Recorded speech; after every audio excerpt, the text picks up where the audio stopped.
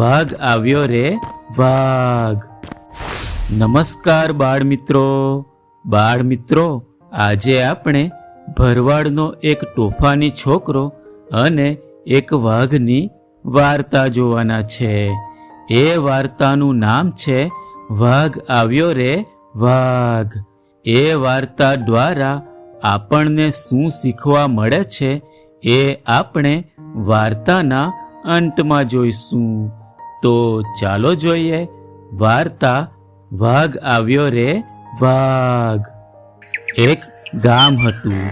ગામના લોકો ખેતી અને પશુપાલનનું કામ કરતા હતા. એ ગામમાં થોડા ભરવાડો પણ રહે. ભરવાડો ઘેટાં બકરા ઉછેરી પોતાનું ગુજરાન ચલાવતા હતા. એ ગામની પાસે આવેલા સીમમાં ગોવાળો પોતાના ઘેટાં બકરા ચરાવવા જતા. એ સીમમાં ક્યારેક નજીકના જંગલમાંથી જંગલી પ્રાણીઓ આવી ચડતા અને ગામથી ચરવા આવેલા ઘેટાં બકરા અને પશુઓ પર હુમલો કરી તેને મારી નાખતા. એ ગામમાં એક ભીખો નામનો ભરવાડ રહેતો હતો. એને એક છોકરો હતો. એનું નામ કિશન હતું. કિશન ખૂબ જ નટખટ અને તોફાની હતો. એ કિશન તો આખો દિવસ ગામમાં રખડતો રહે અને લોકોને હેરાન પરેશાન કરતો રહે. કિશનની આવી આદતથી ભીખો ભરવાડ ખૂબ કંટાળી ગયો હતો.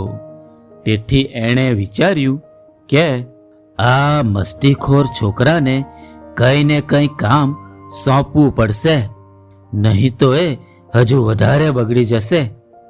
તેથી એક દિવસ કિશનને પાસે બોલાવી કહ્યું, સાંભળ બેટા, આવતીકાલથી રોજ તારે આ આપણા ઘેટા બકરાને સીમમાં ચરાવવા માટે લઈ જવાનું છે. તો કિશન કહે, પણ પિતાજી, ત્યાં મને મજા તો આવશે ને? તો ભરવાડ કહે, હા મજા તો આવશે, પણ એક વાતનું ધ્યાન રાખજે. ત્યાં સીમમાં જઈને ખોટી હોશિયારી ના કરીશ, અને જો કોઈ જંગલી પ્રાણીઓ આવી ચડે તો ઝાડ પર ચડી જઈ મદદ માટે બૂમો પાડજે. તો ખેતરમાં કામ કરતા કે ગામના કોઈ પણ લોકો આવીને તારી મદદ કરશે. તો છોકરો કહે, હા ઠીક છે પિતાજી. પછી બીજે દિવસે વહેલી સવારે કિશન તો ઘેટા બકરા લઈને નીકળ્યો અને પહોંચી ગયો સીમમાં. ઘેટા બકરા ચરાવતા થોડો સમય થયો. થોડી વારમાં એ નટખટ તોફાની કિશન કંટાળ્યો. એને કંઈ ને કંઈ મસ્તી કરવાની સૂઝી. એને વિચાર આવ્યો, લાવ ને ઝાડ પર ચડીને બૂમો પાડું. વાઘ આવ્યો રે વાઘ. હા હા હા હા. ગામના લોકો આવે કે નહીં તે જો. એમની મસ્કરી કરવાની ખૂબ મજા પડશે. હા હા હા હા. અને પછી એ તો ઝાડ પર ચડી ગયો અને જોરથી બૂમો પાડવા માંડે છે. વાઘ આવ્યો રે વાઘ. એ બચાવ, એ જલ્દી આવો. વાઘ આવ્યો રે વાઘ. આજુબાજુ ખેતરમાં કામ કરતા લોકોએ કિશનનો અવાજ સાંભળ્યો. વાઘ આવ્યો રે વાઘ. એ બચાવ, એ જલ્દી આવો. વાઘ આવ્યો રે વાઘ. ત્યાં નજીકમાં ખેતરમાં કામ કરતા લોકો તો તરત જ ધારિયા, કુહાડી અને દાતરડા લઈને દોડ્યા અને કિશન પાસે પહોંચી ગયા. ત્યાં જઈને આમ તેમ જુએ છે તો વાઘ તો ક્યાંય હતો જ નહીં. કિશન જોરથી હસવા લાગે છે. તો એક માણસ બોલ્યો, એ છોકરા, હસે છે કેમ? વાઘ ક્યાં છે વાઘ? તો કિશન કહે, કેવો વાઘ ને કેવી વાત. તો તમારી મસ્કરી કરતો હતો, મસ્કરી. તો એક માણસ બોલ્યો, બેટા આવી મસ્કરી ના કરાય. એમ બોલી ત્યાંથી બધા જતા રહે છે અને ફરી પોતાના ખેતરે જઈને કામે લાગી જાય છે. બીજે દિવસે ફરી કિશન ઘેટા બકરા ચરાવવા જાય છે અને ફરી એને તો લોકોની મસ્કરી કરવાની સૂઝી. એ તો ફરી ઝાડ પર ચડીને જોર જોરથી બૂમો પાડવા લાગ્યો, વાઘ આવ્યો રે વાઘ! એ બચાવ બચાવ! એ જલ્દી આવો! વાઘ આવ્યો રે વાઘ! વાઘ આવ્યો રે વાઘ! આ સાંભળી ત્યાં ખેતરમાં કામ કરતા લોકો ફરી દોડ્યા અને ત્યાં જઈને જોયું તો વાઘ તો ત્યાં આસપાસ ક્યાંય હતો જ નહીં. તેથી એ લોકોને કિશન પર ખૂબ ગુસ્સો આવ્યો. પણ કિશનને તો આવી મજાક કરવામાં મજા આવી રહી હતી અને એ તો હસતો હતો. મજા પડી ભાઈ, મજા પડી. ત્યારે એમાંના એક માણસે કહ્યું, અલ્યા આવી મજાક ના કરાય. અને બીજા માણસે કહ્યું, ખબર નથી પડતી, અમે બધા અમારું કામ છોડીને અહીં તને બચાવવા દોડી આવ્યા છે. એમ કહી ગુસ્સે થઈ ફરી એ લોકો તો પોતાને ખેતરે જવા ત્યાંથી નીકળી ગયા. પેલા મસ્તીખોર કિશને આવી મજાક ફરી પણ 2-3 વાર કરી. તેથી હવે લોકોને કિશનની વાત પર વિશ્વાસ ન રહ્યો. એક દિવસની વાત છે. કિશન ઘેટા બકરા ચરાવવા સીમમાં આવ્યો હતો. ત્યારે ખરેખર જ વાઘ આવી ચડ્યો. વાઘ તો ઘેટા બકરાને જોઈને તેના પર હુમલો કરવા દોડ્યો.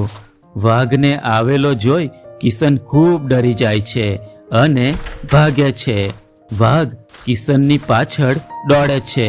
કિશન ઝડપથી ઝાડ પર ચડવા જાય છે તો વાઘ કિશન પર હુમલો કરે છે અને કિશનનું ધોતિયું ફાડી નાખે છે. કિશન માંડ માંડ ઝાડ પર ચડી જાય છે. વાઘના હુમલાથી માંડ માંડ એ બચી ગયો.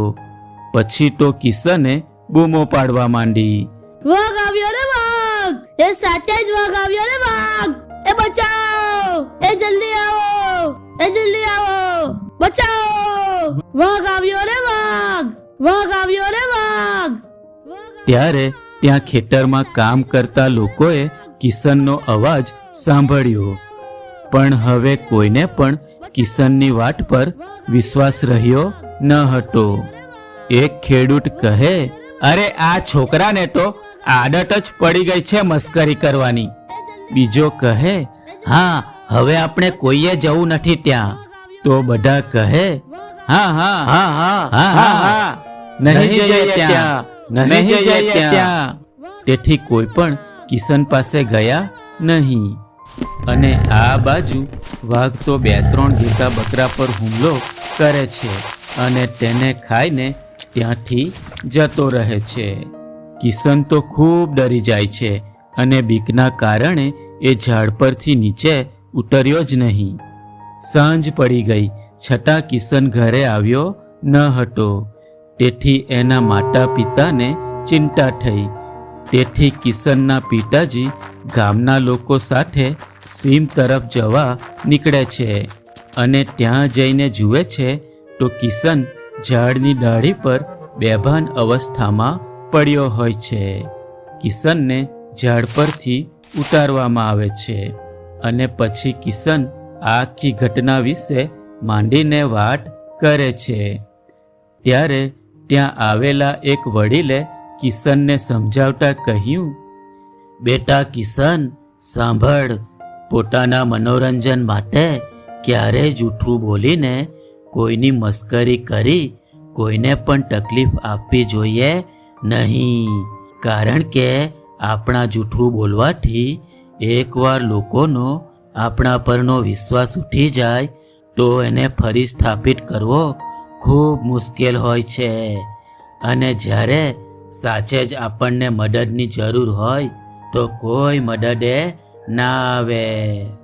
કિશનને એની ભૂલ સમજાય છે અને એ ગામના લોકોની માફી માંગતા કહે છે, મને માફ કરી દો. હવે પછી હું જૂઠું બોલીને કોઈની પણ મસ્કરી ક્યારે ના કરો. તો બાળ મિત્રો, મજા આવીને આ વાર્તા જોવામાં. બાળ મિત્રો, આ વાર્તા ઉપરથી આપણને શીખવા મળે છે કે ક્યારેય પણ પોતાના મનોરંજન માટે વારંવાર જૂઠું બોલી કોઈની પણ મસ્કરી કરવું જોઈએ નહીં તો એકવાર લોકોનો વિશ્વાસ ઉઠી જાય તો જ્યારે આપણને સાચે જ મુસીબત આવી હોય તો કોઈ મદદે આવશે નહીં. તેથી બાળ મિત્રો, સાચું બોલવામાં જ સમજદારી છે. બરાબર? તો આવજો બાળ મિત્રો, ફરી મળીશું એક નવી વાર્તા સાથે. આવજો. સબસ્ક્રાઇબ કરો આપણી ચેનલ નાવડીને અને જુઓ સુંદર મજાની વાર્તાઓ.